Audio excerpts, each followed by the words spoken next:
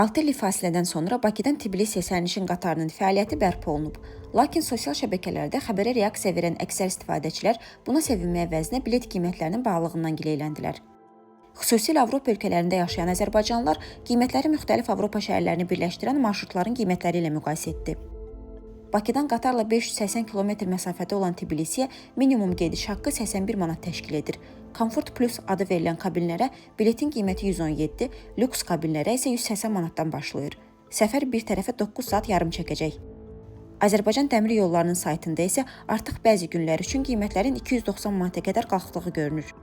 Müqayisə üçün Berlindən Varşavaya dəmir yolu 570 km uzunluğundadır, lakin səyahət 5 saatdan biraz artıq çəkir və qiymətlər 35 avro və ya 70 manatdan başlayır. Bakı-Tbilisi dəmir yolunun keçdiyi digər stansiyalar arasında da gediş haqqları çox ucuz deyil.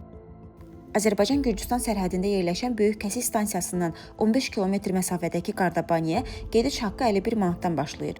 Avropada isə eyni məsafədə yerləşən məntəqələr arasında qatarla səyahətin qiyməti daha ucuzdur.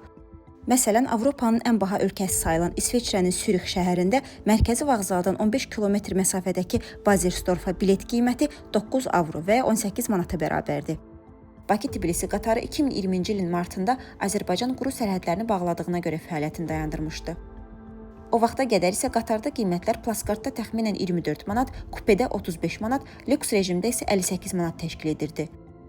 Azərbaycan Dəmir Yollarının İctimaiyyətlə Əlaqələr şöbəsinin müdiri Bəxtiyar Hacıyev isə jurnalistlərə açıqlamasında deyib ki, yeni qiymətləri pandemiyadan əvvəlki qiymətlərlə müqayisə etmək doğru deyil. Son 6 ildə nəzərə alaq ki, pandemiya dövründə ümumiyyətlə qlobal inflyasiya, yanacağın, elektrik enerjisinin qiymətlərinin artması, ümumiyyətlə bütün dünya üzrə dəmir yol nəqliyyatında, nəqliyyatda o cümlədən dəmir yol nəqliyyatında qiymətlərin, tariflərin 110% artması, bunlar təbii ki, bu 6 ay ərzində təsir edir bu xidmətlərin yüksəlməsinə, qiymətlərin yüksəlməsinə. Müstəqil iqtisadçılar hesab edir ki, quru sərhədləri tamamilə açılsa, avtobus və şəxsi avtomobillərlə səyahət Azərbaycan Dəmir Yollarını qiymətləri aşağı salmağa vadar edə bilər.